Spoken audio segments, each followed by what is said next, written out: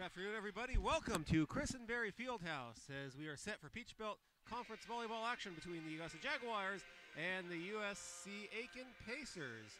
The Jaguars coming off a loss last night in 4 sets to the Bearcats of Lander and are looking to bounce back as they go into this match 14-4 overall, 3-2 in conference play.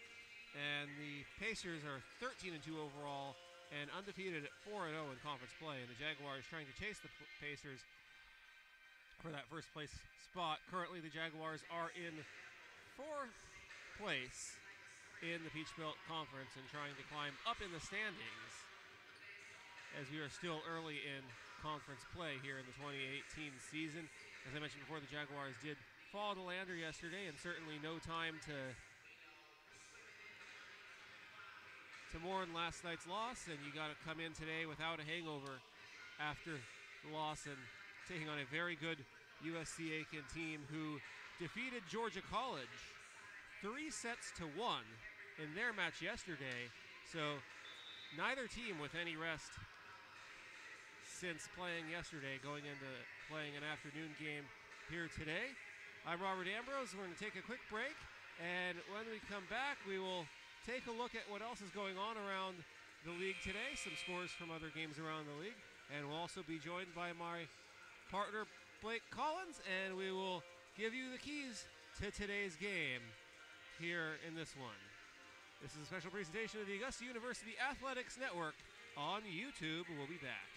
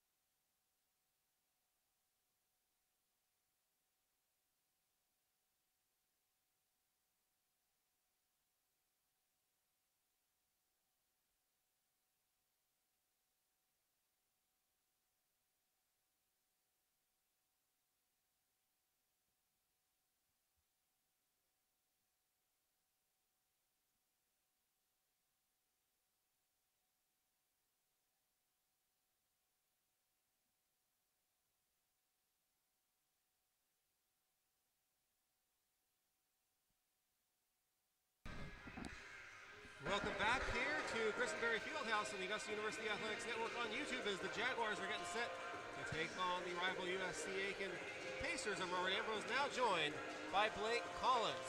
Blake, these two teams met on Senior Day last season, on Veterans Day, as a matter of fact, here at Chris and Barry Fieldhouse. The Jaguars won the first 2 sets.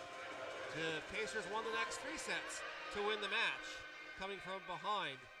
And as we get set for this one here today, let's take a look at what else is going on around the Peach Belt Conference today. This match set to begin at 2 o'clock Eastern Time. And in other action, Flagler Saints have taken their first set against the Patriots of Francis Marion, and they're also leading set 2, 18-16 at the moment.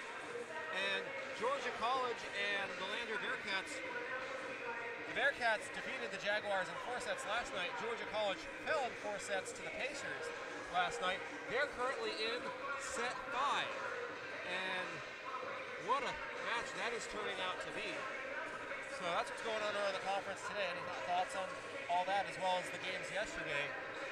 Well, Lander yesterday came into Christian-Berry Fieldhouse, and they took it to the Jags. They were clicking on all cylinders, clicking with Crisco, and they played a phenomenal volleyball game. The fundamentals were sound. You can tell the heart and the passion that they want, and they wanted that game last night. So for Augusta to shoot back in here against a rigorous #1 opponent in the Peach Belt Conference, it is going to take desire, which Augusta does have, but also flawless fundamentals in resuming their great footwork that they've had all season long, covering up some of the holes, being able to control the body when they go in for dives, being able to set up very well in transition from defense to attack mode, being in attack mode on defense, setting up the opposing team to capitalize on the score and and secure the points. So from that aspect, the leadership tandem that Augusta has in terms of not only the head coach, Sharon Quarles, and the assistant coach, Khadija Fornaw, but the core player leadership that Augusta has will rally this team, and they will step up huge. Now, Aiken, they have come in and exploded through the Peach Belt Conference thus far with a staggering 3-0 record with no losses on the year. Also, only 2 losses overall. So it's going to be a stout and rigorous contest for the Jags. And Aiken, Aiken has a really good front court. The defense, they work in cohesion like the Jags do on all facets. So it's kind of a very evenly tight matchup for both squads. It's going to be who's able to develop the holes to capitalize on the points at the better rate than the other team does. And not only that, but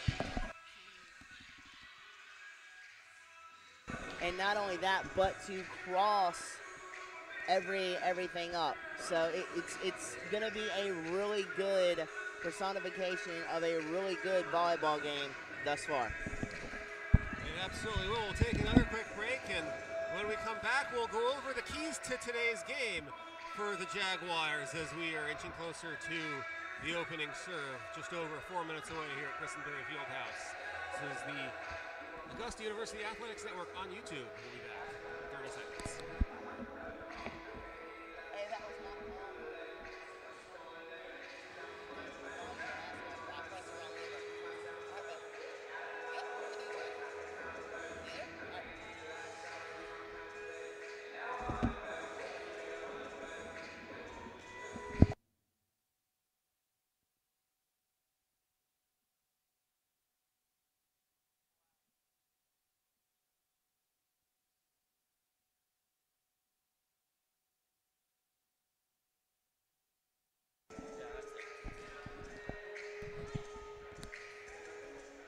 Welcome back to Christian-Berry Fieldhouse as the Jaguars getting set to take on the Pacers. And Robert Ambrose joined by Blake Collins. I mentioned earlier these two teams met last season, and the Pacers came from behind after dropping the first 2 sets to the Jaguars and winning in 5 sets here on Veterans Day at the Chris last season. That was also on Senior Day, even though the Jaguars last season didn't have any seniors on their roster. And then the Pacers also went on to defeat the Jaguars in the conference tournament last year. And Blake, based on all that, what are the keys to success for the Jaguars today? For the Jags, refurbish that strong front court presence that you have. Continue to dominate up on the front court.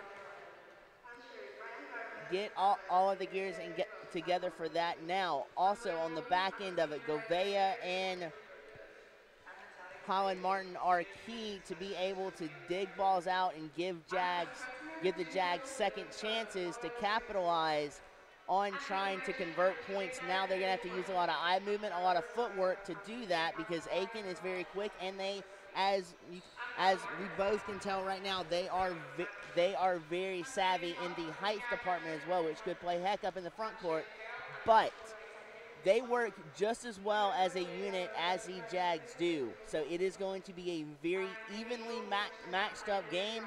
And like we talked about earlier, whoever can develop the holes to convert the points will have an advantage because they play similar styles and they match up very well. So it's going to be a dandy of a ball game, like you would think a top seed and a second seed going toe-to-toe, mano-a-mano would.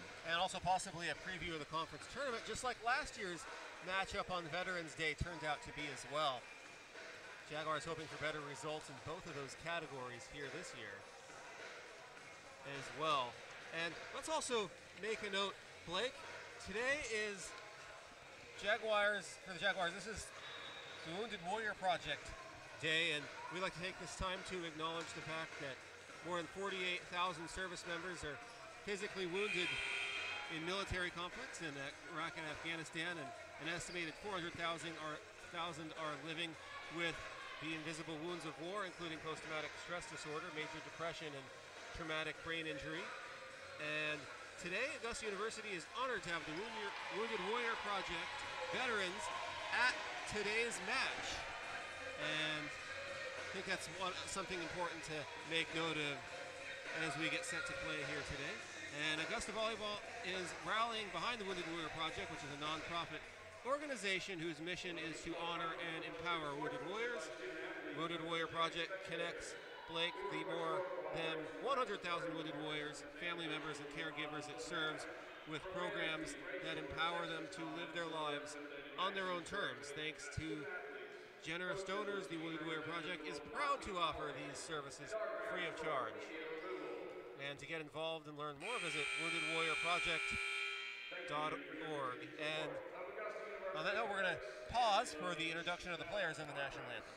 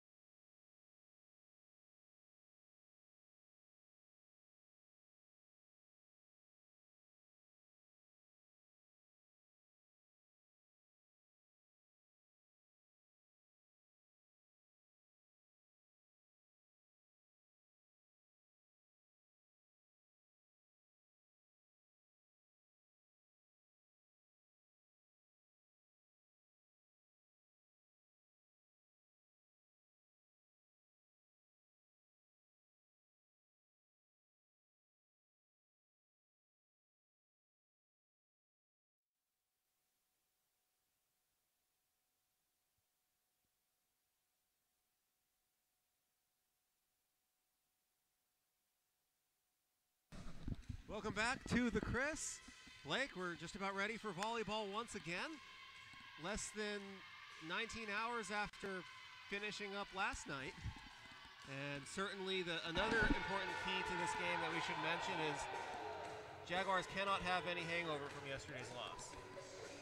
Mentally or a physical hangover. Man, I'm excited for this game. It's going to be 1 and 2, mano a mano, two heavyweights going back and forth, two titans colliding, and as far as a volleyball fan goes, it cannot get any better than to see these two cross-state rivals go toe-to-toe. And the thing is, too, the Jags have a little bit of a quickness edge to them that may come into play. And like you said, the mental aspect of last night's loss, you have to really forget about it and learn from it. Utilize the learning aspects from that loss into today's game and focus strictly on USC Aiken and focus more on your game plan and your style of play to be able to combat and gain the victory here in this matchup for the Jags. And now we are underway here at Christenberry Fieldhouse. The Jaguars in their alternate blue jerseys here in this one. USC Aiken in red tops and white bottoms.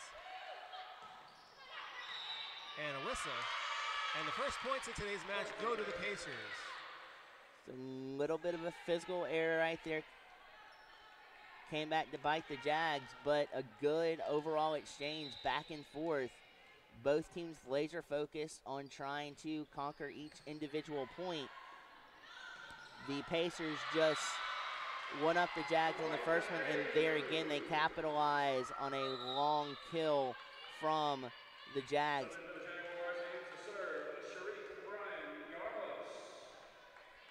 And we're tied at 1 here. Brian Garmos into the game for the Jaguars, and she'll be back to serve. Here in this one, gets it across.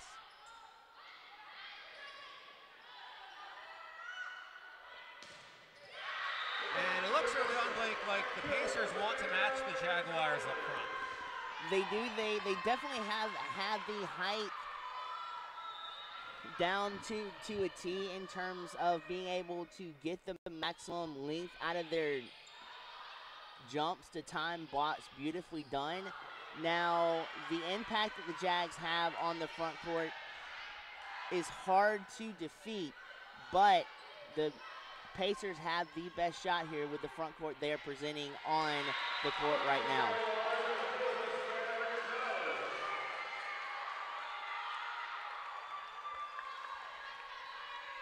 Jaguars have scored 3 in a row after surrendering the first points of this match. They lead at 3-1. Brian Garmos will serve it. Last night the Jaguars took the first set in a very back and forth battle. And then Lander absolutely caught fire, winning 3 sets in a row. And once they got on a roll and the confidence on the Bearcats side of things last night started to grow, there was nothing to be done for the Jaguars to stop them. And another key to this game is don't let the Pacers get on a big run. Be able to answer them back and forth. And another important thing is, obviously, you can't give up when you're down. You can't give up when you're on top either. No, and for the libero there for Aiken, that Rebecca Martinez, that was a phenomenal dig out of the depths of defeat right there. There was barely enough space to get the arm underneath the dig to save it out for Aiken, but the Jags too much to capitalize off of that dig on, and they convert their 5th point. The Jags are rocking and really knowing how important this situation is, and it's almost like you get the sense that the Jags are in the same spot Lander was last night, coming in here, being an underdog, and fighting tooth and nail with grit and heart to prevail ahead of a physically tough USC Aiken squad. Lander currently in 2nd place in the conference standings after last night's victory here at Chris. And a point for the Jaguars, and this has already allowed Christenberry Fieldhouse 6 straight for the Jaguars. It's 6-1, and the Pacers take a timeout. After the Bearcats won the second set last night to even the match, the Jaguars were on an absolute roll at the start of the third set, and that was their only bright spot in sets 2, 3, and 4, in which they dropped all of those sets.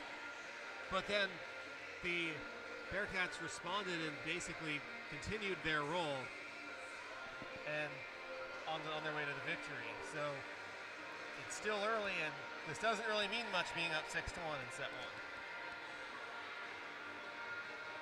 1. In a scenario like this, though, psychologically it does. If you come off an excruciating loss like last night, you want to be able to come out on fire to make a statement and say, hey, we're not down after last night. We're here to play. We're here to physically be able to make an impact in this game. So it's going to be interesting to see how this plays out. But Augusta coming out like a lake of fire right now, taking it to USC Aiken. It's definitely a confidence booster, that's for sure.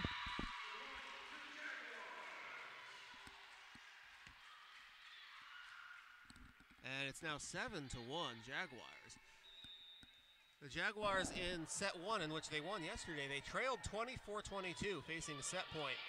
They scored 2 points in a row to tie it at 24, gave up another point to be facing set point again at 25-24, and then scored 3 in a row to come from behind and win the set. You can see the fire and the passion returning out of the Jags, not only on the court, but on the rotational bench as well. Right there, an extremely well-positioned brick wall block on the far side, not allowing an inch on the front court there, secures the Jags' 8th point. And the Pacers answer right back. It's 8-2. Jaguars are certainly ready to play in this one. There's no question about that.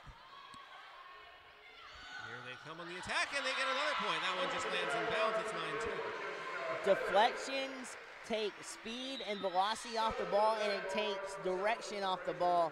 And USC Aiken and the defensive setters and the defensive side of the court could not react fast enough to recover off of the blocking deflection off of Beck's kill right there. Jaguars go on the attack.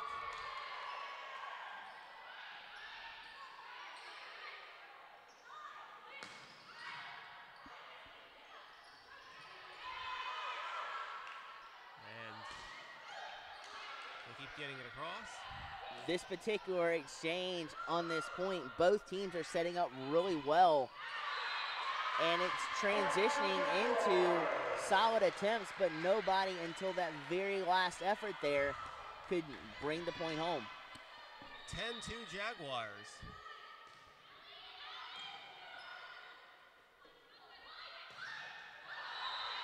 And another point for the Jaguars. It's 11-2. Last night, Lander didn't really try to match the Jaguars up front. They generally were playing back, but they figured a way around that.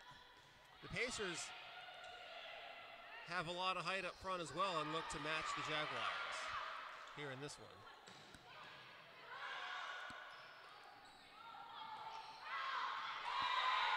And the Jaguars get another point, and they continue to roll. It's 12-2. Aiken right now is playing back on their heels defensively, and whenever you do that, the reaction time is not going to be as fast as you want it to, and it's going to allow for things like different directional angles off the kills and off different soft touches over, and they fall in places where you cannot dig points out, and that's what's happening right now, and Augusta is seriously taking full control.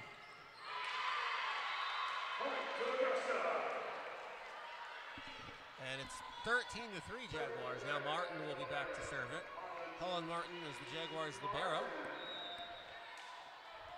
She's a sophomore from Woodstock. Georgia.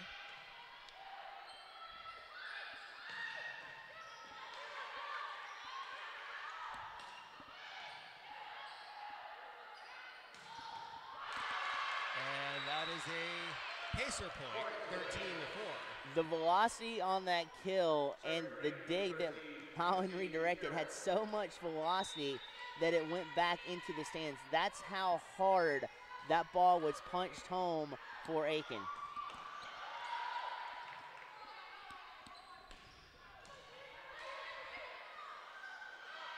And what a beautiful job. You see Shariqua and Garmos jump up and is able to hit the ball in the air from the air.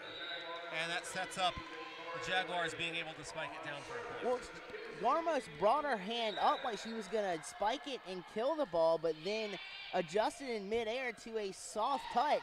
It confused the Aiken defense enough for the ball to land in between two Aiken defenders. That one lands out of bounds. Jaguar point, 15-4.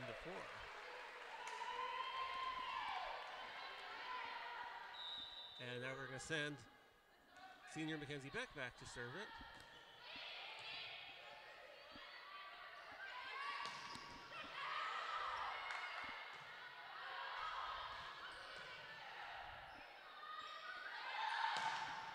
And that goes out of bounds. Savannah Gonzalez pursued that ball, and she's lucky she missed it as it went out of bounds.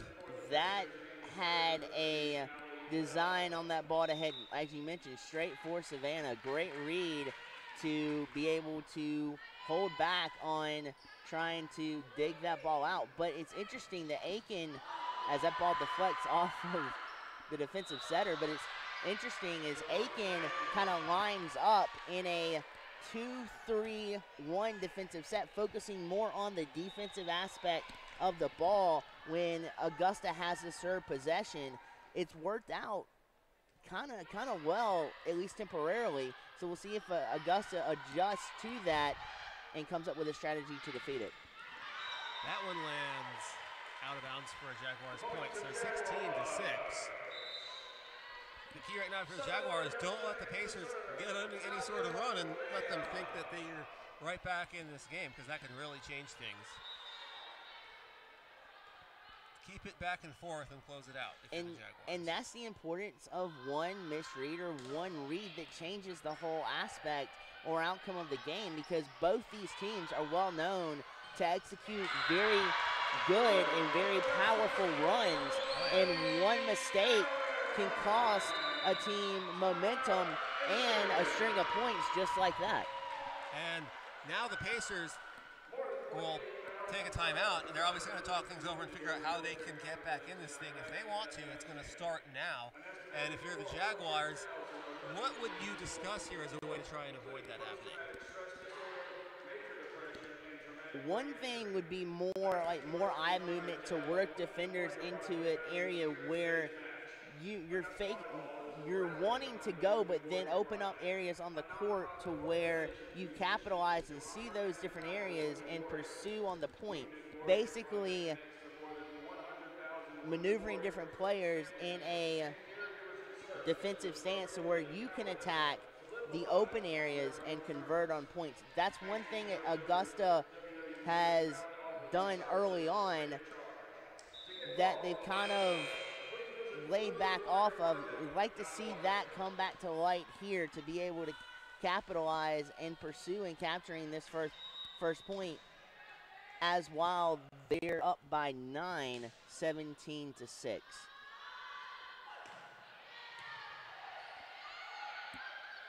Jaguars preserve 3 up on the net, but the Pacers floated over their heads for the point, so 17-7.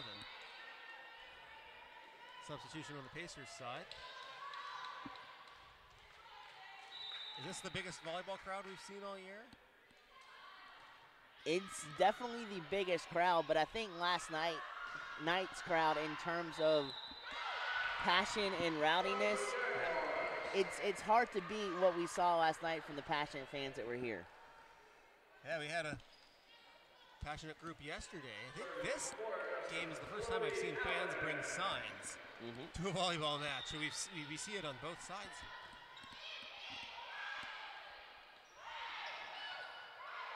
Yesterday, the basketball team was practicing shortly before the Jaguars took on Lander, and they look pretty good this year.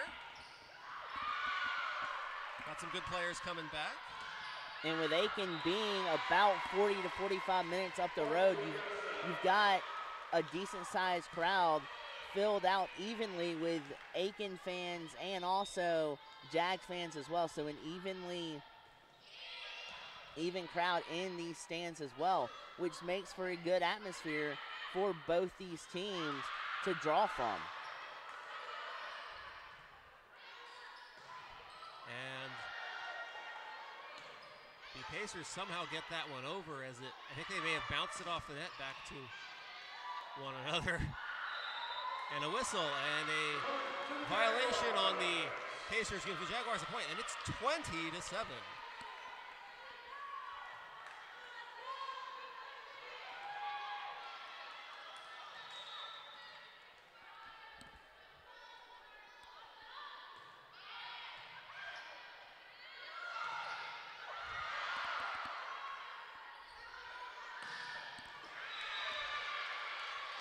And that's a point for the Pacers, so it's 20-9. Good vision by the Pacers there. You saw the front court of the Jag kind of trickle back into a defensive position, trying to draw some attention to them off of that, but the Pacers just split them and go right for the juggler with a split right down the middle, and no Jag could convert on a defensive dig. 20-9 Jaguars. Pacers serve.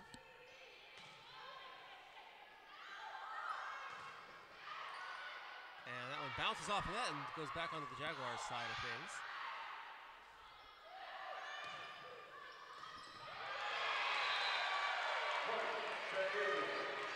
A well-placed kill by Aiken does tremendous damage as the arc of that kill left Holland no room to try to dig that ball out.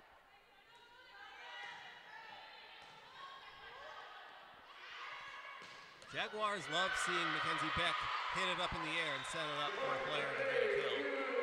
And they do so there, so it's 21-10. Well, and that's another facet too. A lot of the digs that the Jags have are pretty high vaulted digs in a sense. It gives the Jags time to set up a fierce strike coming out of the transitional dig in a setup to then be able to capitalize on a kill or a soft float over. As you see there, the time aspect is a real good key to get the strategy working well to be able to attack efficiently.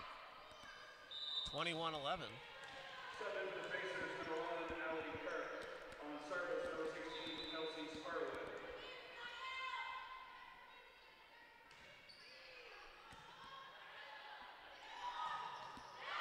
Kill by the Jaguars. That's going to go to Jessica Hendrick, a 6'2 junior, and it's 22-11. The Jaguars have doubled up the Pacers so far here in set one. The Jags look like a different squad with tremendous motivation today than they did in last night's game. Head coach Sharon Quarles and the leadership of this team are definitely guiding the team in the right direction, and man, oh man, the jugular is out because the Jags right now up by 10. It's going to be difficult for the Pacers to try to come back and make this first set a contest. – 23-12, Holland Martin with the serve. The Jaguars 1 point away from making it a set point here in set one.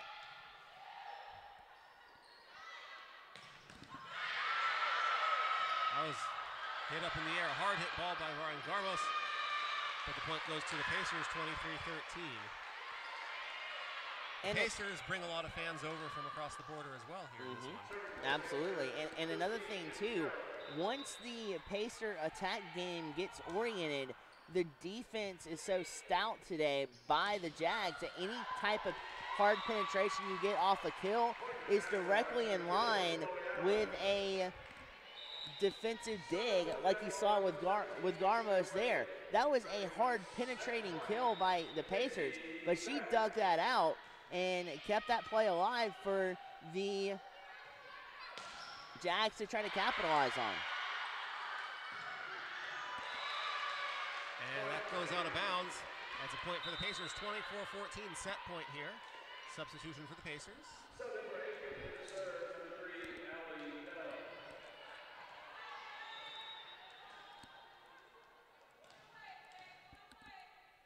It'll be Allie Bell serving for the Pacers. She's a junior from also across the border in North Augusta, South Carolina. And the Jaguars take set one. We'll take a quick break and preview set two here in this one on the Augusta University Athletics Network on YouTube. We'll be back.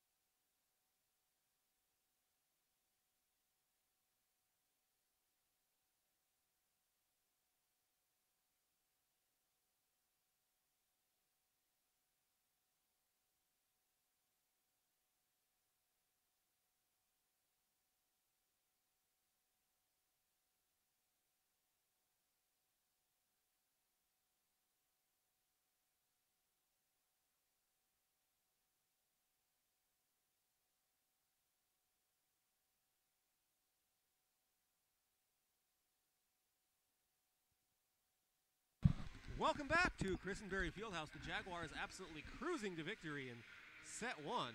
And we are set for set two here at the Chris. I'm Robert Ambrose with Blake Collins. And Blake, after what we saw in set one, what's the key to continue the success for the Jaguars in set two? Continue the front court domination that you've been seeing today from the Jags, and also continue the deceptive eye work. You've been moving players left and right to create those opportunities and convert on those points. And not only that, but that footwork has gradually stepped back up and returned to prominence for the Jags like we have seen it in the past. They definitely, from the first set, took what happened last night, sat on it, learned from it, and applied it today, and it's working tremendously well, especially in that first set, working to a brilliant cruise job in taking the first set well in hand. Absolutely. The Jaguars got off to a roll. We're ready to go, and there was no stopping them once it started. And if you're the Pacers, you want to try and get off to a better start here in set two, and that's really, you just got to go from there if you can do that. That's all you can do. And Gouveia is unable to handle that one, and she hits it right to her coach, Sharon Quarles. So the Pacers get the first point of this set. They had the first point of the match in set 1, and then the Jaguars began rolling right after that. Gouveia digs it up. Beck hits it up in the air. And the Jaguars get a point. Yeah, Gouveia on that last play just took her eyes off the ball just enough to have it deflect awkwardly. But the Jags come right back there with a punctured home first point kill, and that set them straight because it was a defensive deflection miscue from Aiken that allowed for nobody to recover on that play. Jaguars setting up the attack. They get it over, but the Pacers defend it really well and get the point. So 2-1 USC Aiken. So now Aiken is going to try to utilize a strategy from what the Jags have implemented all season long and begin to try to dominate up in the front court and then execute impactful and strong kills to try to shake this Jags defense core.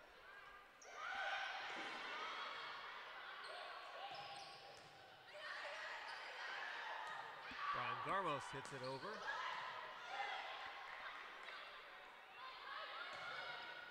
And it goes off of her hands and out of bounds. It's 4-1. Pacers, and they're definitely off to that good start here in set 2 that they wanted to get on. And we'll see how the Jaguars can respond here. They have a little bit better footwork as well, do the Pacers, in this second set. And the Jaguars get a point and inch 1 point closer, now down 3-2. Savannah Gonzalez, senior, is back to serve. Gouveia will take a seat. And coming off Beck's laser-like hand on kills, if you're out of position even a centimeter or an inch, it's going to be hard to try to redirect your positioning and have a stable base to try to dig anything out as fast as she can kill some of these kills that Mackenzie Beck for the Jags is implementing.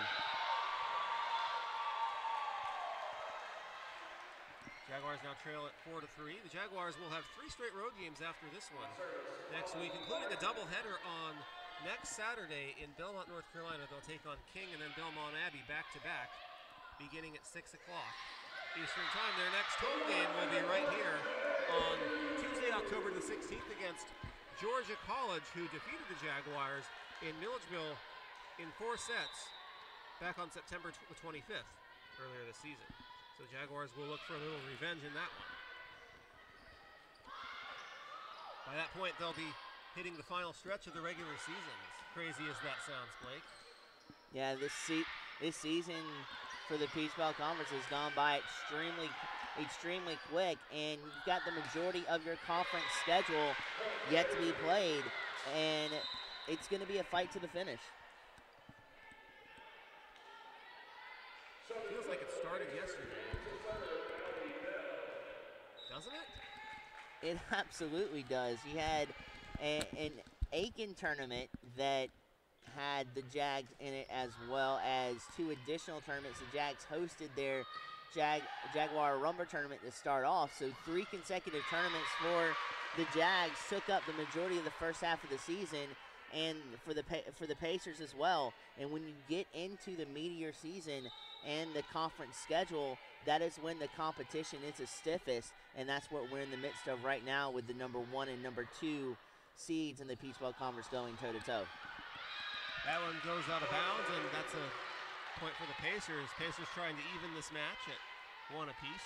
Jaguars trying to take a 2-0 lead in what is, as always, the most important set in a volleyball match, set 2.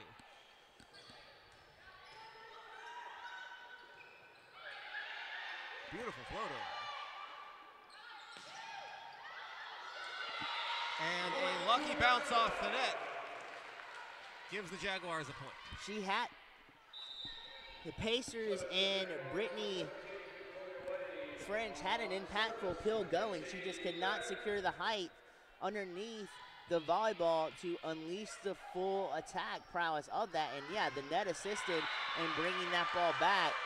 A break for the Jags, and they falter right there, and it's up for the Pacers now to be able to capitalize off that error and see if they can spread this lead out further. That's going to sail out of bounds. That was a little bit hard hit by Victoria Wade, the freshman from Greenville, and it's 9-5 Pacers. Jaguars trying to get rolling again like they were in set one throughout.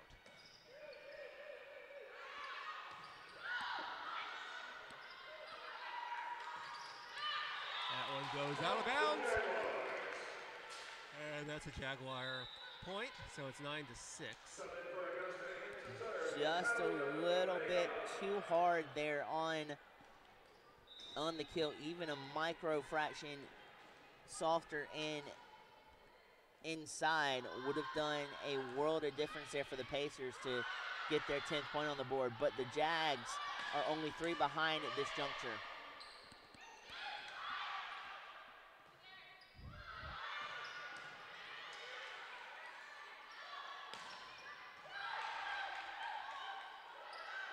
And that one does not hit the ground. What a beautiful dig. Diving dig by Holland Martin. That was as close to being a Pacer point as you can get. But the Jaguars ultimately get the point. Heart, passion, and just the will to be able to dig that play out from Holland Martin. The libero was absolutely superb in the event of keeping that play alive for the Jags to capitalize like they did.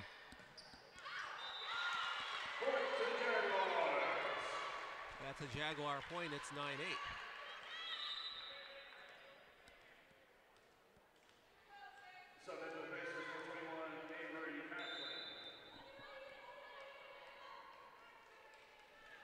Avery Macklin back in the game for the Pacers. Another bounce off the net allows the Jaguars to hit it right back across. And the Pacers hit it down and get a point. It's 10-8. Jaguars are a little bit back here, down by only 2 here in set 2. Aiken is subbing out the defensive front court and hoping more of a predominant height presence will give them the length they need to execute blocks more fluidly, as right now they're getting beat up front, but that attack had the right idea on that kill, but just a little bit off on the execution as that kill sailed wide. 11-8 USC Aiken.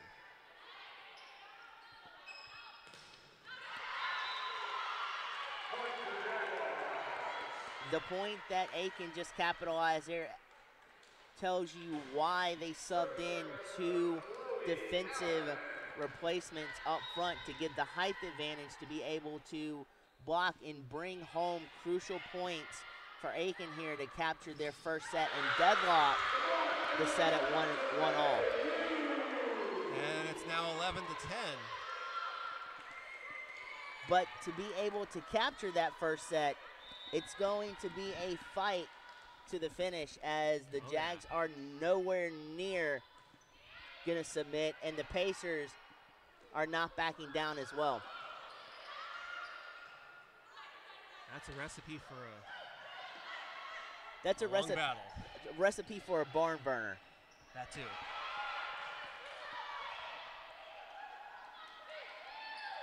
The Pacers went toe-to-toe with Georgia College yesterday and coming out on top in 4 sets in that one, but the 4 sets were all close. Jaguars falling in 4 sets yesterday in Olander. The Pacers have more experience in a tightly wound matchup than the Jags do. That may help them prevail as the set moves on, and also as we get into future sets. but that will resonate a major amount once we get closer to the set close. But right now, this back and forth affair continues to build to an intense pace that at any given moment the momentum can change hands. And a whistle, Jaguar point. And we are tied, Blake, at 12.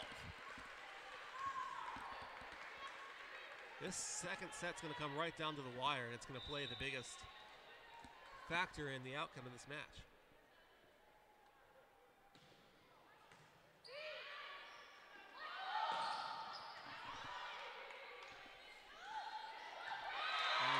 Where does that one land? That lands in. And the Jaguars take the lead, Blake. Phenomenal presence for the Jags to be able to capitalize, move players around, and then execute flawlessly to grab the lead here in crucial moments in the second set.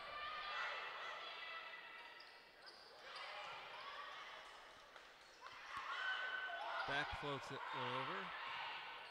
And that one lands inbounds for a Pacer point. We're tied at 13. And we have a substitution on the Pacer side.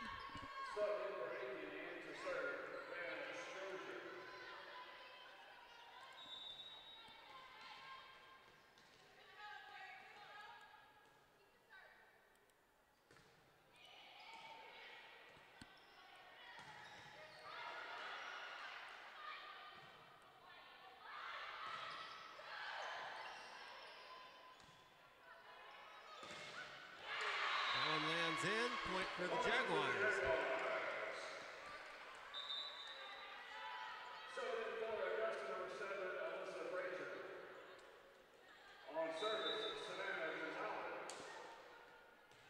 Frazier now getting time for Augusta up front with fresh legs coming into this contest. Point to Jaguars.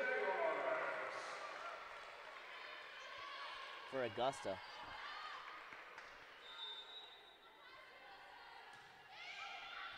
Jaguars have a 2-point lead here in this set. Now it's down to 1 point as the Pacers cut it to 15-14.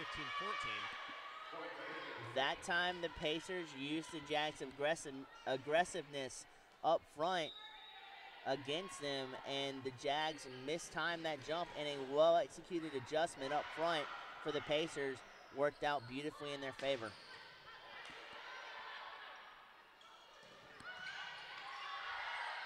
That one sails out of bounds. Jaguar point 16-14. These two teams will be at it again on the second day of November. The penultimate regular season match taking place in Aiken that day. So this is only the beginning of these teams seeing each other this season. And if the standings hold, or there is movement within the top 3 in the Peach Bowl Conference, that game is arguably going to mean as much as it does today, or even meaningful going down the stretch to that second to last game because of playoff implications as well. Savannah Gonzalez floats that one over.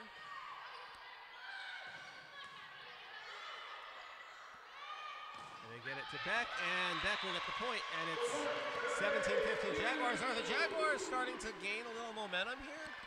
They are, but at the same time, that was a tough read for the Pacers to counteract because the spin on the ball rotated like it was going to sail out of bounds, but it fell just inbounds. So a difficult read comes back to haunt the Pacers right there, and the Jags are starting, as you said, to gain the momentum, but the Pacers take it right back.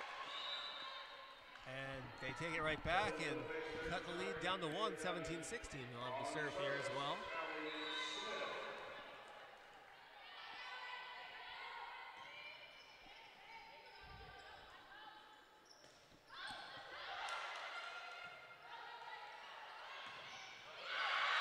And the Jaguars get the point, and it's back to a 2-point lead, 18-16. Jaguars firm in their execution up front. You're going to have to use some deceptive tactics to try to psych out and try to thwart the front court. because they are not budging mentally or that stonewall physically of the front court. It's hard to penetrate it, and that front court wreaks havoc right there. This is back and forth. Like the Jaguars go up by 2, the Pacers cut it to 1. Back and forth for the last 10 points or so, I think. Yeah, well, we stayed in a little bit today, and we touched on a lot of it last night. This is a integral week for the Jaguars from a stamina standpoint. You had number 3 in last night, who is now number 2, and then you have number 1 on back-to-back days on your home court.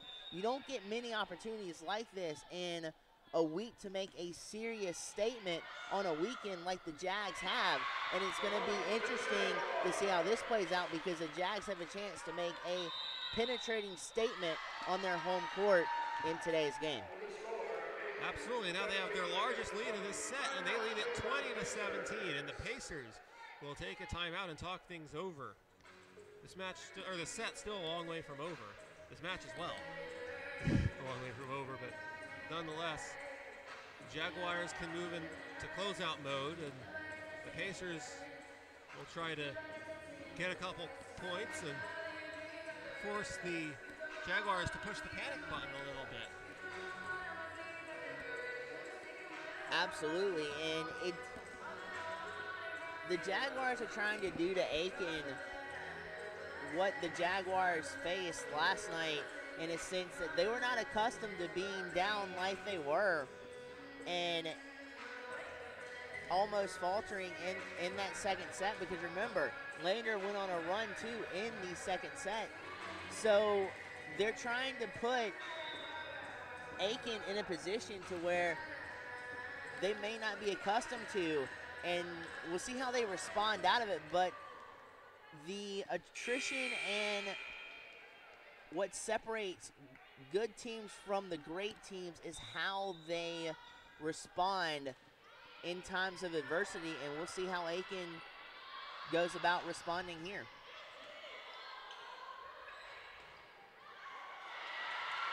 And the Jaguars now lead it by 4, 21-17, and they're really feeling it. A direct kill from the front court of the Jags. Perfect placement to where the dig could not prevail on the Aiken side.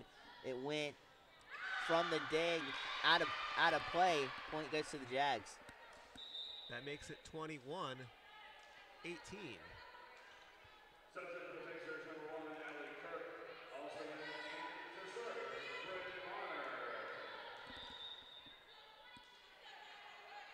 Jaguars don't really have anybody in the middle part of the court as of right now, and it comes back to haunt them as they fail to get it back to the net, kind of bouncing it around to each other and a little bit of falling down, and it's 21-19. Yeah, not the control underneath that dig that Gouveia wanted, and they could not get the ball at a secure height enough for the ball to go over the net to the Pacer side. 22-19 now the score. They're going to send the junior Sharik Brian Garmos back to serve it.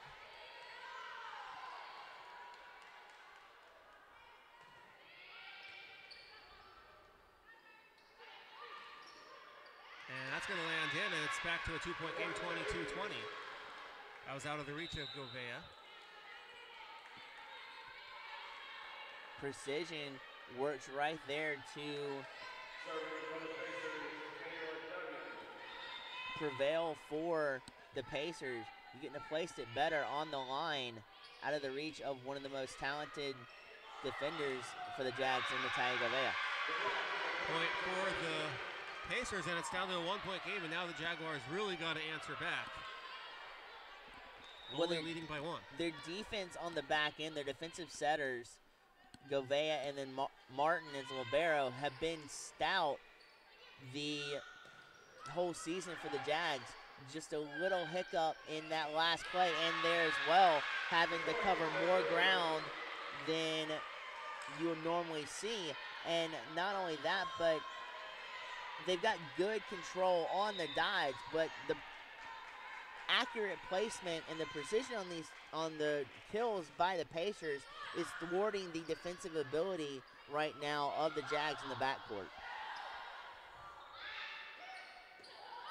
4 straight points by the Pacers has tied this set, 22. The Pacers with a huge height advantage up front, which is what is the Jaguars' strength in general.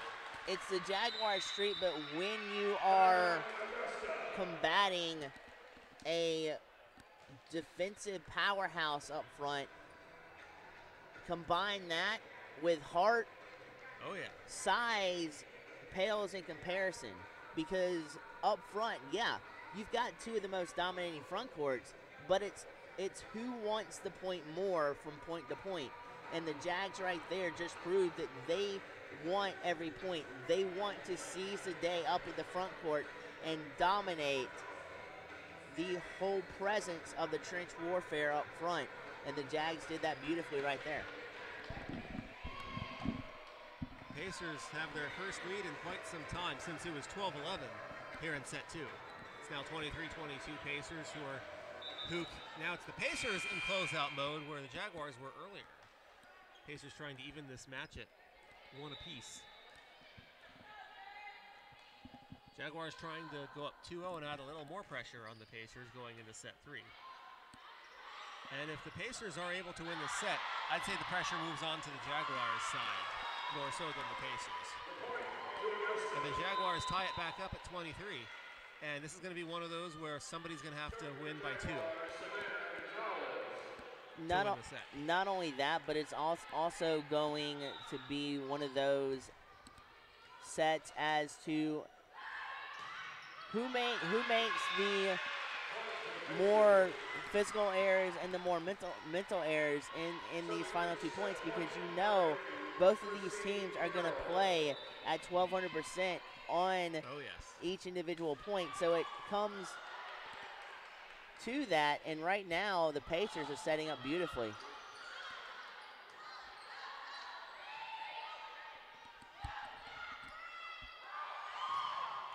And Mackenzie Beck gets the spike, and we're tied at 24.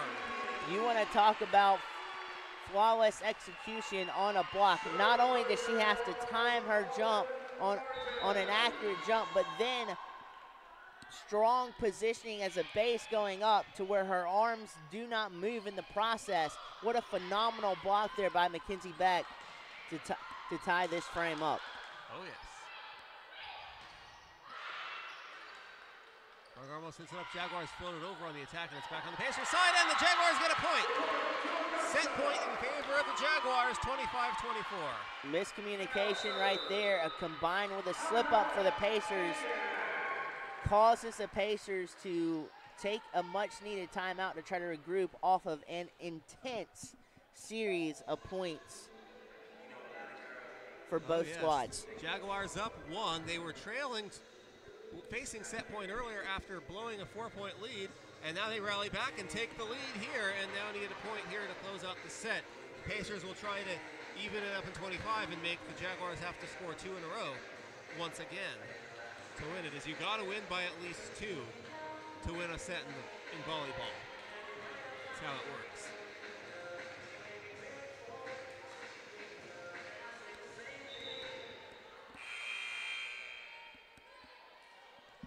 This is where discipline for both sides come home, because one mistake could cost you the set. Beck hits it over. The Jaguars take set 2, 26-24. What a huge momentum swing the end of that last set was, Blake. You could not ask for a more impactful kill from Mackenzie Beck. Phenomenal placement, dug the hole for the Jags to put the Pacers in.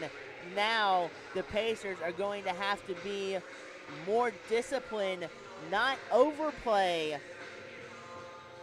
to be able to come out to at least take one set here. A serious hole for the Pacers to climb out of, but they've done so many times before, and they have the capabilities of doing that. It's just the Jags on all cylinders, whether it be defensive setters, outside attackers, middle hitters, middle blockers.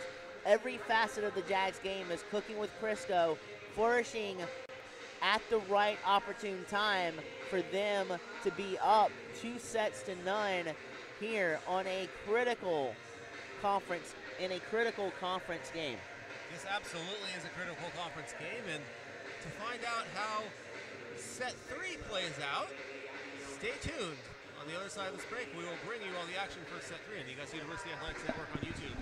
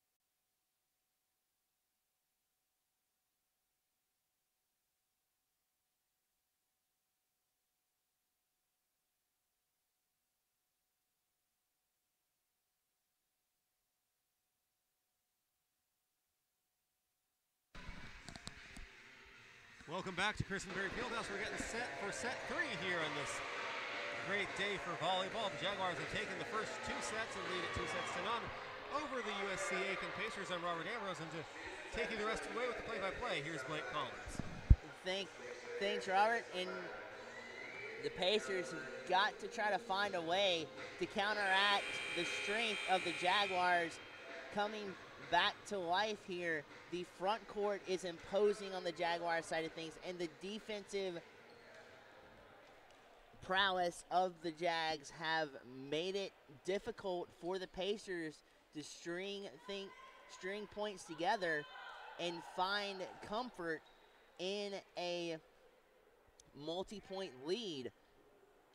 But they have got to devise a strategy to overcome the Jaguars' dominance in the first 2 sets, especially in the first set, and then the second set was more of a back and forth affair where the Jags edged out in emphatic fashion the Pacers. Now it's down to a decisive third set for the Jags, but the Pacers want to continue playing as the setup is beautifully done by the Jags front court, and that kill was brought to you by freshman Victoria Wade, who initially got the start for the Jags. Settles right back at home here in the third set with the opening kill. The dig was made possible by the Pacers. They set it up well. They knocked it over, but it went too far out of bounds, and now Sharik Bryan Garmos with the opportunity to serve an ace here. The Pacers get to it, turn it back over to Augusta, launch a set back up over on the Aiken side, and a powerful kill by Kayla Duggan reaches to the far extents of the right side of the court on the near side here to where Natalia Govea could not reach any type of dig attempt. And now Garmos fights it back over to the Pacers. Pacers quickly respond beautifully with a kill that the Jags initially blocked, but then could not capitalize on the block and reset for an attack. So the point and the deadlocking point is attributed to the Pacers as the Jags are fired up, and they're like, you're not going to take the lead on us that easily and come back firing on all cylinders with a kill, an emphatic kill by Savannah Gonzalez there. Pacers have it in their side of the court. Set up well. Send it back over to Jags territory. Then the Jags front court, imposing as it is, come right back with another full-scale attack that turns into their fourth point on the set, and then a blocking miscue by the Pacers there.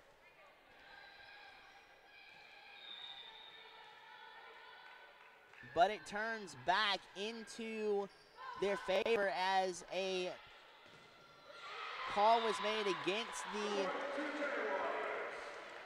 the Jags, but now the Jags come right back and seize the day on their 5th point. So a 2-point advantage now in the Jags' favor with Holland Martin bearing the serve. Set up there by Martinez on the dig to get it back over into Jags territory. Martin comes back with a float over kill to set it back in Pacer territory, but the fired up Pacers come back with a kill to where Martin could not retrieve the ball and dig that out, but it did sail outside, so the point heads back into Jaguar territory. And now Savannah Gonzalez with a huge diving dig to set up the Jags, and Alyssa Frazier. But that sails out of bounds as well.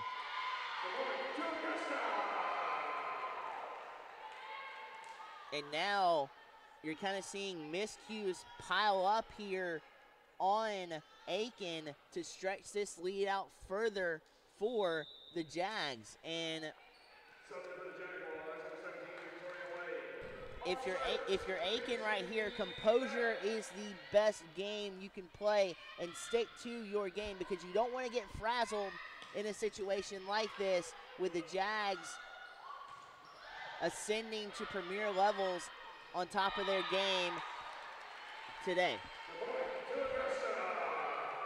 Jaguars off to a good fast start here in set 3. And now, after that point is capitalized on by the Jags, Beck is back to serve. Mackenzie Beck shoots it over. A little soft float over, does not harm the Jags, as the Pacers set it up wonderfully on the near side to the far side kill. But Alyssa Frazier and Chloe Allen beautifully there on the dig that out, and the setup on the transition over has Aiken sprawling. They recover nicely though, and the net plays a factor in awarding the Pacers their 5th point. A wonderful exchange there on that possession, but ultimately it does go the Jags' way. But you cannot discount the heart that the Pacers showed right there, Robert, in trying to secure their 6th point, but to no avail. Yeah, absolutely not. They don't want the Jaguars to get on another roll and put themselves in an even steeper hill to climb. This is an absolute must-win set for the Pacers. I mean, you can't really argue that if you're down 2 sets to nothing. And they got to take it seriously from start to finish, and the Jaguars really want to close this one out. But closeout sets are the hardest. Interesting alignment here with 2 lining up in the front court, then 4 defenders alignment for the Pacers. It works to an advantage though, because a dig attempt was dug out by Mackenzie Beck, but the dig sailed out of bounds on the Pacers side. So the Jags are continuing to be up by 3, but the Pacers are storming back with a quick comeback here. Now only behind by 2, 9-7.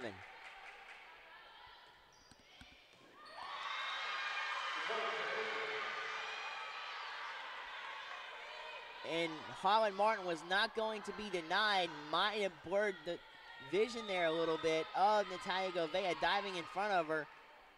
And the point falls in front of both Jags defensive setter and the libero. And Aiken is on a string that they couldn't put together in the first 2 sets, capitalizing, Robert, and deadlocking this score at 9-all. Yeah, I believe that's 4 in a row. They were down as many as 4 points in set 2 after the Jaguars got it going, but they did score 5 in a row at that point to take the lead, but then the Jaguars answered after that. So it proved not to be enough. And now Victoria Wade has her presence felt yet again with a little soft touch over, but an infraction there on the Jags causes the 10th point for the Pacers to inflict damage, but the Jags never the one to bury themselves, come right back with another point to tack on their 10th and to tie this affair up at 10-all in the 3rd set. Pacers are fighting for their lives. Jags are fighting to wrap this matchup up in 3 sets, and the Jags just penetrate the Pacer defense right there for their 11th point. Jaguars back on top, answering back just like they did at the end of set 2. Gorgeous read there by Rebecca Martinez, realizing the length of the kill from the Jags was going to sail wide and out of bounds. Govea to Beck, sets it up beautifully for Gonzalez. Now Aiken sets it up well on a kill, but Augusta has it in their grasp, and a beautiful blocking contingent by Macklin, and then also on the block, Christine Carroll. The only problem with that is the block was good, but it deflected out of bounds. So the point is attributed after the block to the Jags. The Jags in this affair right now are killing it up front. Jags set it up beautifully on their side. Beck shoots it over. Martinez sets it up well for Macklin. Just a little lengthy on that kill from Macklin. A little bit of a physical mistake cost the Pacers, the Jags, 13th point, and a point that they have no room for error right now, Robert. There's no room for error on either side.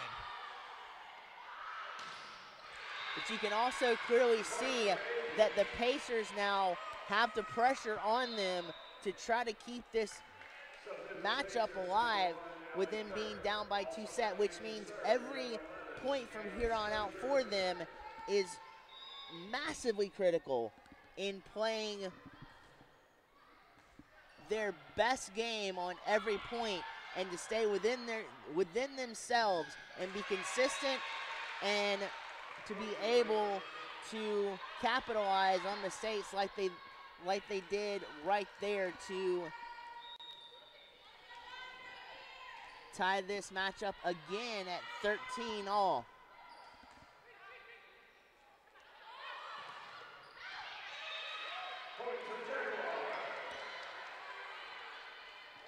As Savannah Gonzalez tries to punch it over, but the defensive and blocking scheme of the Pacers were ready for it.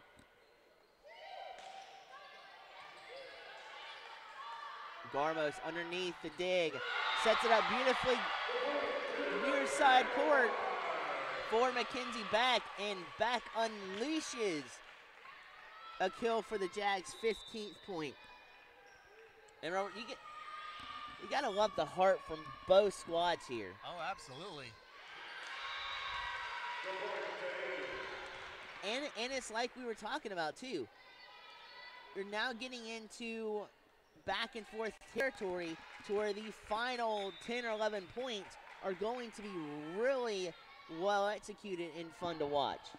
Yeah, they are, and that's the point where we have reached here in set 3. And they were pretty fun to watch in set 2, and I could see them being more exciting with this being a Jaguars closeout set. And now, first to 10 wins from here on out in this set. Absolutely, and it plays to for the Pacers like this is their sudden death set that they want to keep themselves alive in this matchup. Pacers set it up beautifully in the front court, but the soft touch was too soft and could not trickle over into Jaguar territory, and a miscue by the Pacers. Tack on one more for the Jags. It's 16-15, Jaguars advantage.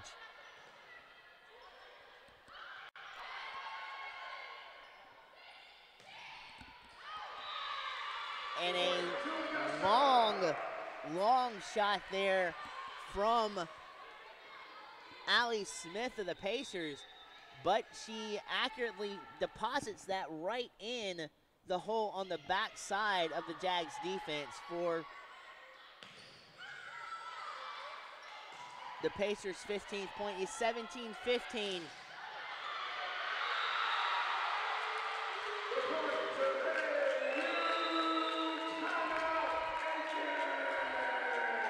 Aiken, after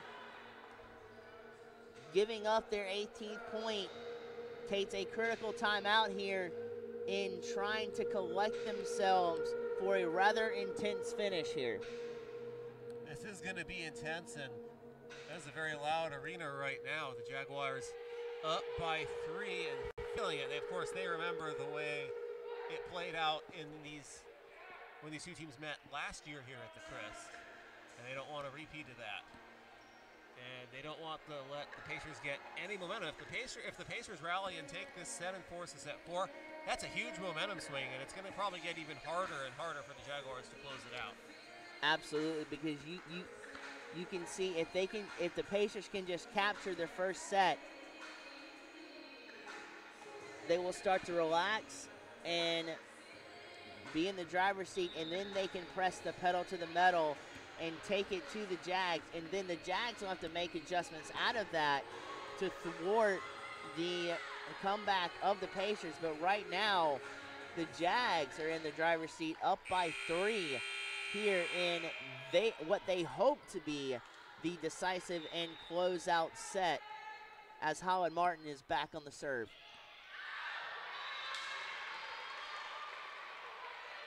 Service error is the last thing you want if you're the Jaguars. Absolutely. Holland thought that she had enough power behind it. It sailed wide.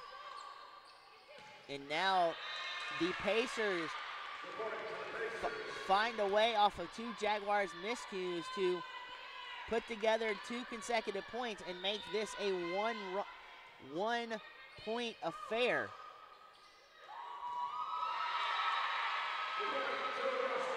Jaguars accurately deposit that inside the out-of-bounds line in a critical part of the court for the Jags where there were no Pacers. So Jags 19, Pacers 17. As this point is attributed to the Pacers off of a splendid kill by Allie Smith, who says, you're not going to defeat us that easily. And she takes charge and punches home their 18th point. Absolutely splendid, and certainly a sweep will always look easier than it may have been.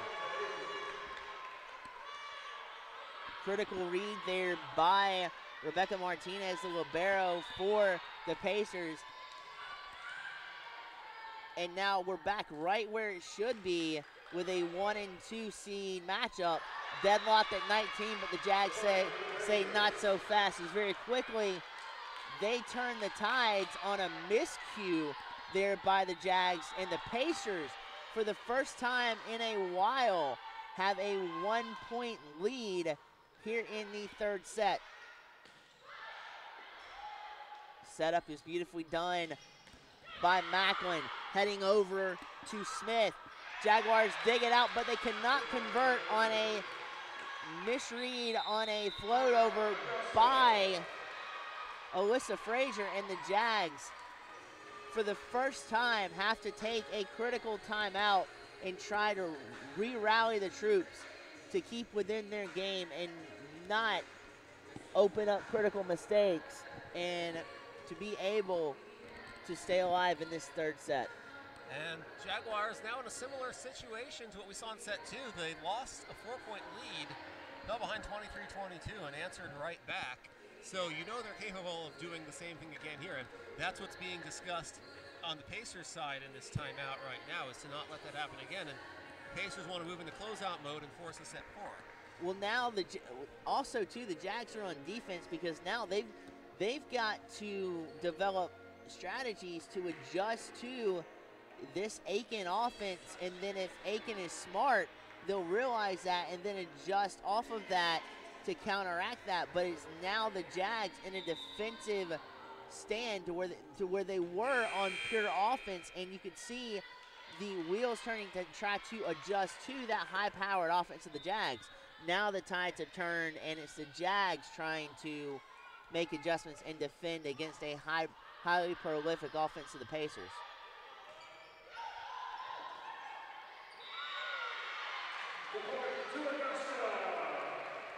And what a huge point for the Jaguars that is. And that puts a little more pressure on the Pacers, who don't want to see this tied.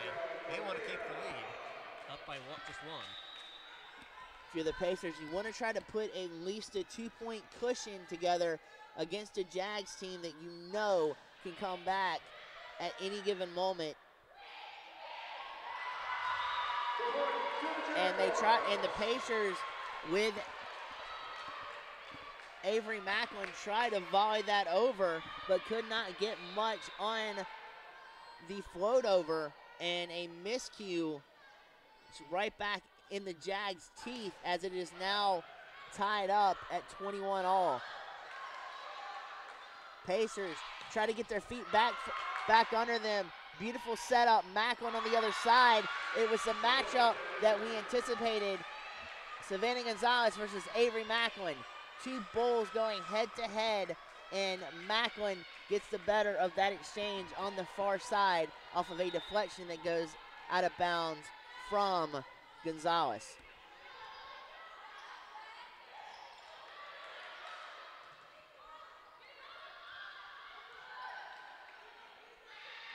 Now the Pacers set it up, float it over, and then Victoria Wade.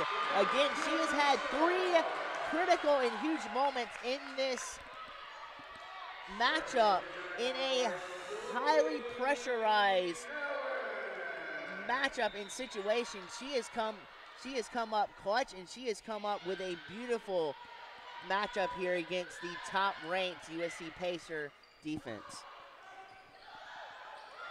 A beautiful spike that was, just a one-handed tap down. Gives the Jaguars the lead. Jags are not willing to concede this third set as they smell blood, but they are going to have to dethrone the #1 seed in the process.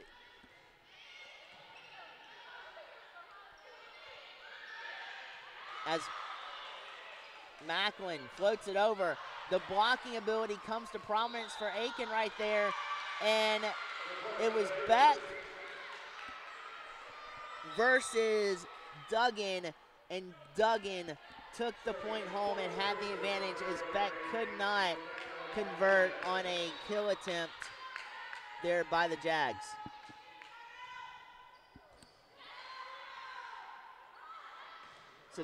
Savannah shoots it back over to Martinez, who digs it out beautifully, but then the critical front court again, you say led by Wade, and it looks like Krutzinger as well. And the front court makes a powerful stand on the near side with those two involved, and now it puts the Pacers on the ropes right now, Robert. And just how huge is this? And if you're the Pacers, if the Pacers can get a point here and tie it, it'll be the Jaguars have the pressure and having to score two in a row, which is the situation we had in set 2. Jaguars prevailed there, but otherwise it's match point for the Jaguars. And it has to come down to this, doesn't it? You couldn't have asked for any better way for it to end than a contingent and strenuous back and forth fight to the finish for the Jags and the Pacers. 1-3 in the Peach Belt Conference here, going toe-to-toe, and the Jags are playing like right now they are the number 1 seed, even though they are number 3. This win would put the Jaguars in sole possession of 3rd place in the standings, and it'll give them an opportunity to keep climbing in 10 days when they take on Georgia College. That's their next home game and their next conference game. They have 3 straight non-conference road games next week, including a doubleheader on Saturday the 13th in Belmont, North Carolina. Phenomenal dig out there by Smith, realizing this could be the final point for the Pacers, giving everything they have, and the blocking comes up huge, but Garmos comes up in an even bigger role right there and saving the point, and Augusta with the brick wall counterattack on the blocking scheme, as we highly like to see. There's not much room to penetrate that and spread against it, but that blocking scheme came back to haunt the Jags right there as the deflection off of the kill. There was only one way for the kill to go, and that was down into Jags territory off the block. So now, deadlocked at 24. Pacers, you can see, have new life in them, but a float over sails out of bounds, and right now it is match point again for the Jags. Remember, this is a sudden death type of scenario for the Pacers. They've been down to their final point, their final out, if you will. But now they've come back once before. It is now their time again to come back, and they do right there with their 25th point off of a kill by Duggan, who comes up extremely huge for the Pacers right there. And it puts the pressure back on the Jaguars side of things. So now the Jags shoot it back. Martin to Beck, who floats it over out of the reach of Martinez, and a phenomenal decision there to change up the strategy a little bit from Mackenzie Beck to throw the Pacers off of their defensive game and secure their 26th point. Now the back and forth affair is lit on all corners as the Pacers strike right back with their 26th point. 26 all, as we could not have asked for a better finish, and you can tell the fans are sitting on their seats loving this. They're admiring this like a Japanese pro wrestling crowd would, as the Jaguars come back with a soft touch and emphatically place emphasis on their 27th point. Now,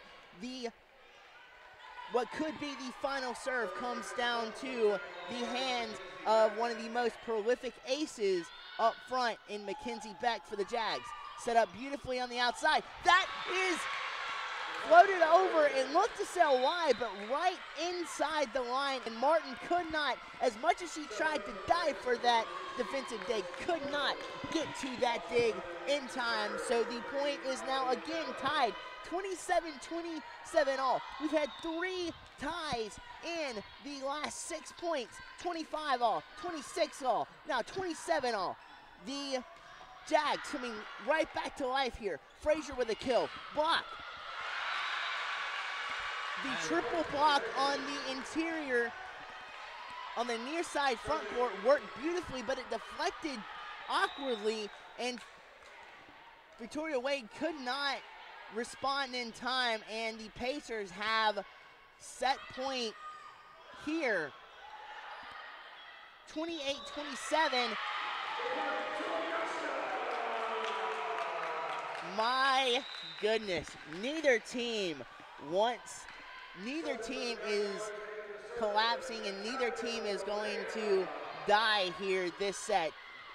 Both teams are laying it all out on the line. We've had 4 different tiebreaker sets, and again, as we mentioned before, you have to win by 2. Both teams are laying everything they have out on this volleyball court, and you could not have asked for a better ending.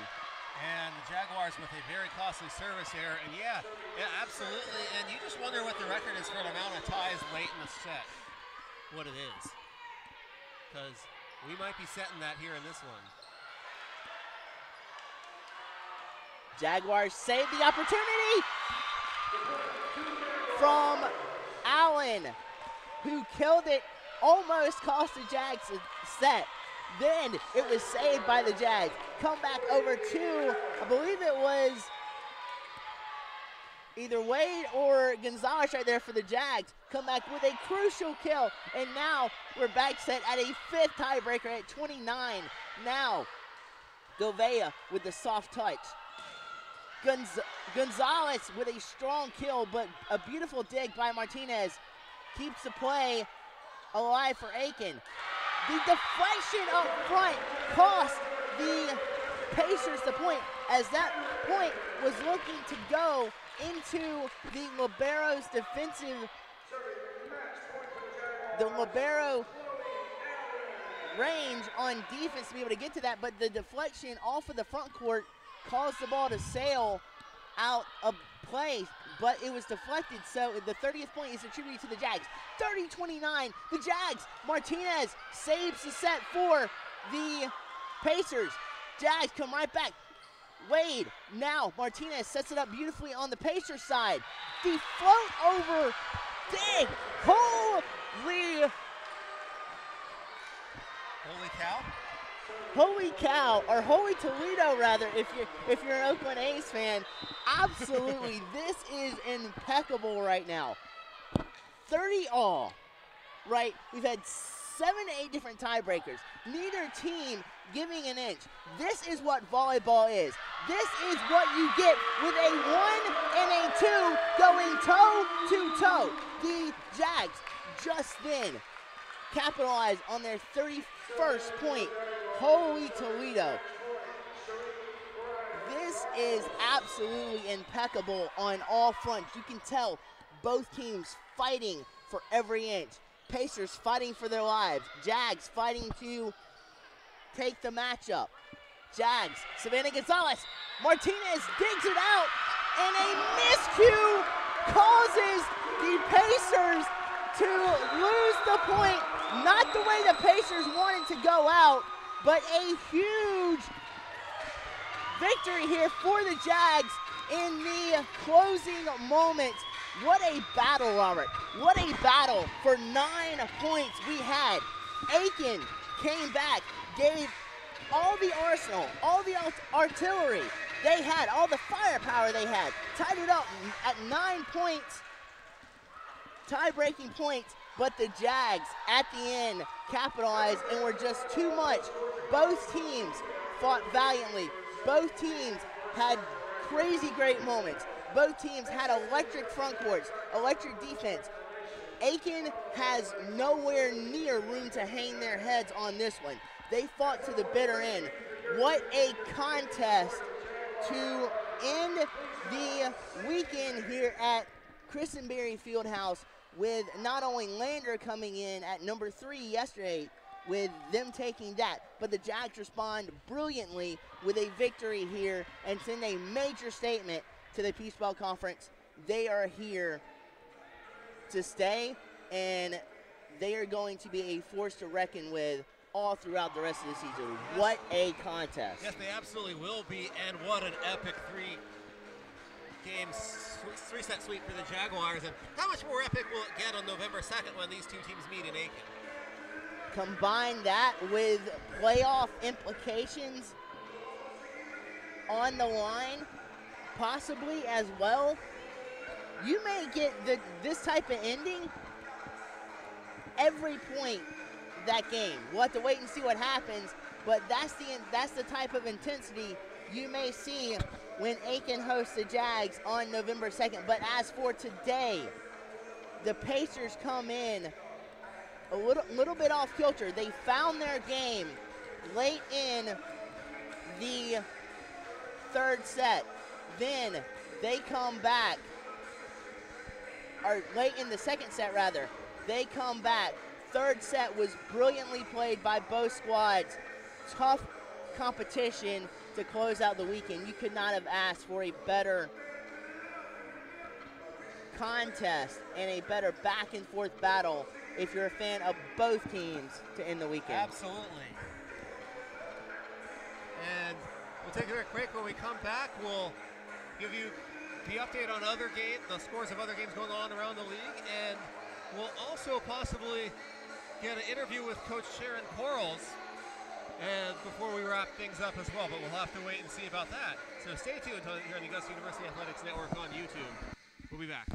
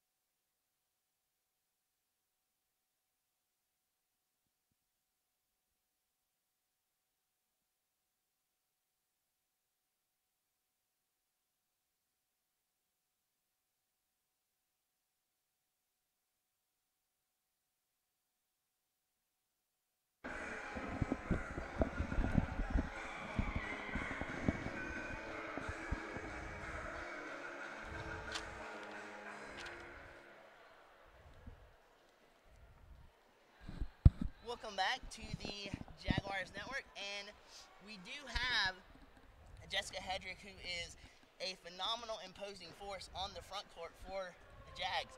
And Jessica, I wanted to ask you as well. Talk about the mental preparation you guys took, especially experiencing what you guys experienced last night, and how you guys mentally prepared for Aiken here today. Yeah, so we came off a couple conference losses, and we knew Aiken was a big team, so we all came together, we had a little meeting, and we knew what we needed to do, and really everyone came out, everyone cheered, everyone did what they needed to do, and we just kicked some butt. That front court has been imposing all season long. You guys look like you're cooking on all cylinders, cooking with Prisco. And talk about the chemistry you guys have developed up front, because Aiken in terms of height was really imposing, and one of the best front courts that you guys at least here have experienced in terms of their blocking schemes and everything. So talk about how that impacted today's game as well. Yeah, we have great connection up there, and everyone's so versatile. We can switch it up when we need to, and really everyone's on their game today. And if not, then we have someone else to step in for them, and we connect really well with the setters, and we dominate. So was there anything from last night's loss that you guys learned from, took into today's game in terms of being able to say, okay, you learned from the mistakes last night and be able to apply them against the number one seed coming in USC Aiken? Yeah, I think attitude's a big thing. Right. I think we kind of didn't have that last night so much, but we all came in with that positive attitude, and when we were down a few points in that second set, third set, but that didn't faze us. We came right back and we won. So talk to me a little bit, and we'll finish up here with a couple more questions, but talk to me a little bit about how that intense battle was to close out this game. I mean, Aiken was coming back. they were fighting for their lives in the third set. You guys came back and were viciously trying to close out that set. So talk about, just from a player standpoint, being in that, what that experience is like and how that feels. Yeah, it's a little stressful because obviously we had the one up. We were 2-0 going at the end of that third set. So we had a little cushion, but we didn't want that. We want to always go for a sweep. So, but we do have this game in practice that we do where we don't know the score, Right. and that kind of, so if we just don't know that, we just play our game. That instead of like freaking out when we know like they have one up and 1 point and it's match whatever. So that has helped us for sure prepare for that, and then just playing calmly, playing our game, and we come back. Yeah, and staying within yourselves in a particular situation like that is key, because with the crowd being sort of divided as well, with Aiken being Right. just up the road, across border, that was a huge factor in helping you guys. But and there's one other thing as well.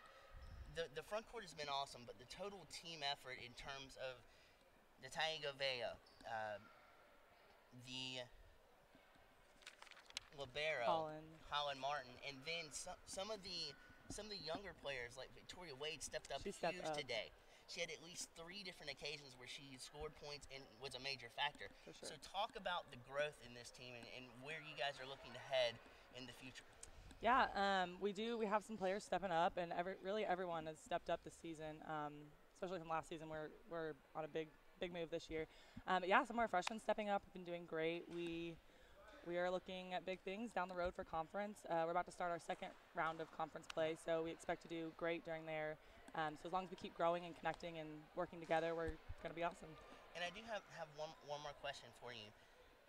The season started out with at least 3 different tournaments before getting into conference play.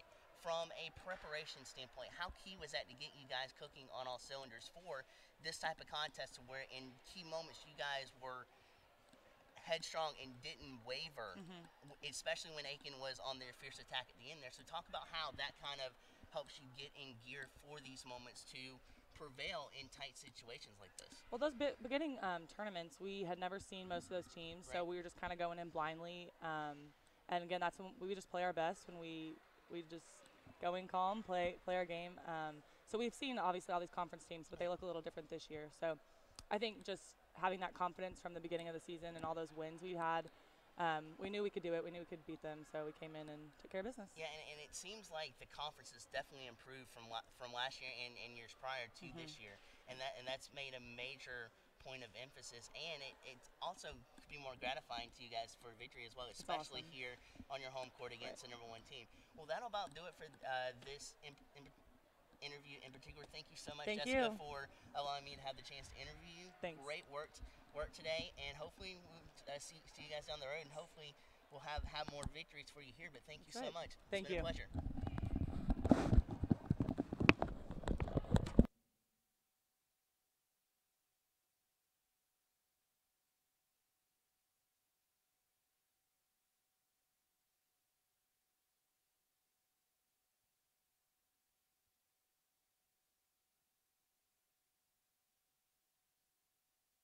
Ladies and gentlemen, we are back. You just talked to one of the players, Jessica Hedrick, who was instrumental in this massive win here for the Jags on their home court.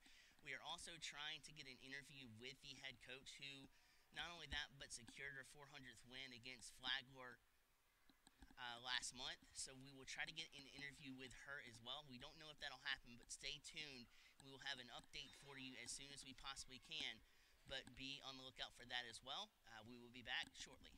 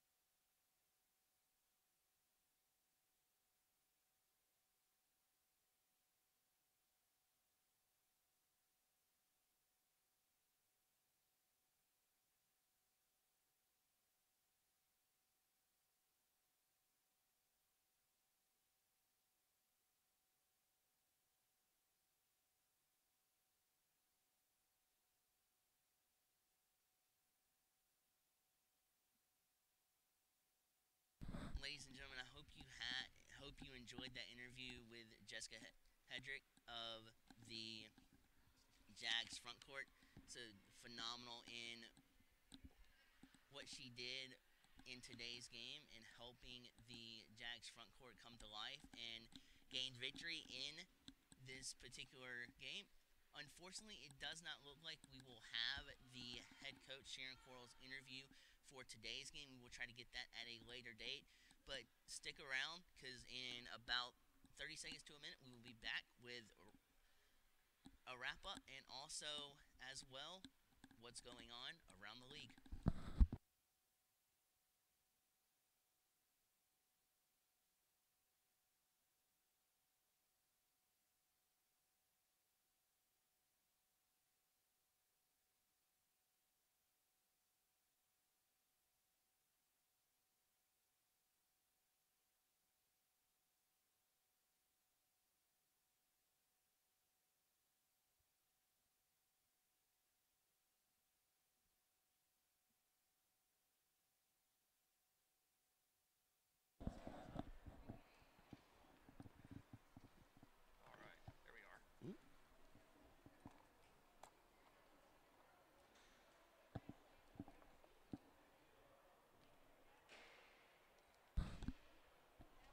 Welcome back to Chris and Berry Fieldhouse. I'm Robert Ambrose alongside Blake Collins. And before we wrap things up, let's take a quick look at what else went on around the Peach Belt Conference volleyball season here today. So the Jaguars sweeping the Pacers of USC Aiken 3-0. The Flagler Saints sweeping Francis Marion, the Patriots of Francis Marion, also 3-0.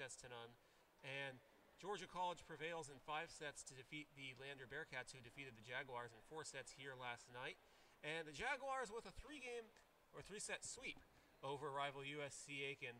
The first place Pacers getting swept by the Jaguars here at Chris and Berry Fieldhouse in just what was an outstanding game of volleyball, and what a epic finish to that third set. It was tied basically at every other point up until it was tied at 30 before the Jaguars finally scored 2 in a row to prevail and complete the sweep of the Pacers. You had at least 6 or 7 tie-breaking points there. You could not have asked for a better ending for a number 1 and a number 2 seed going toe-to-toe like that. But for Aiken, they have nothing to hang their heads on here. They played with their hearts. They played with their souls. They played tremendously down the stretch, and they brought it to the Jags in that third and final set. They just could not capitalize when the time was right. But for the Jags, you saw everything return back to the fire that they had during the tournament season. We were talking to Jessica Hedrick about that, and it's like, yeah, the chemistry is starting to return. The play where they're collectively as a unit returning back to form, to where it's hard to penetrate a defense, and it's hard to stop an offense like the Jags have when they work together well as a unit, and then to be able to come back strong in a firehouse type of way and put it to the opposing team. You could not have asked for a better result if you're a Jaguar fan. And coming down the stretch, a serious statement was made here at Chris and Berry Fieldhouse against the number 1 team in the Peach Ball Conference. And what a day. The Pacers, even with the loss, they're still in sole possession of first place with the loss, and they'll just have to look to bounce back. Yeah. That's basically all there is to that. And they'll go into the matchup on November 2nd when they host the Jaguars with quite a lot of revenge on their minds, and that's something the Jaguars will have to keep in mind going into that match as well. Yeah, the Jags made a serious statement, and they said, we're here for the long haul. We're here for the rest of the season and into the playoffs. We're going to be a serious and a phenomenal team to reckon with down the stretch, and that's going to be a huge matchup on the 2nd. It absolutely will be, as well as, once again, this has been a special presentation of the Augusta University Athletics Network on YouTube. The final score here from Chris and Berry Fieldhouse. The Jaguars sweep the Pacers of USC Aiken 3-0 here at Chris and Berry Fieldhouse. For Blake Collins, I'm Robert Ambrose. This has been a special presentation of the Augusta University Athletics Network on YouTube. Good night, everybody.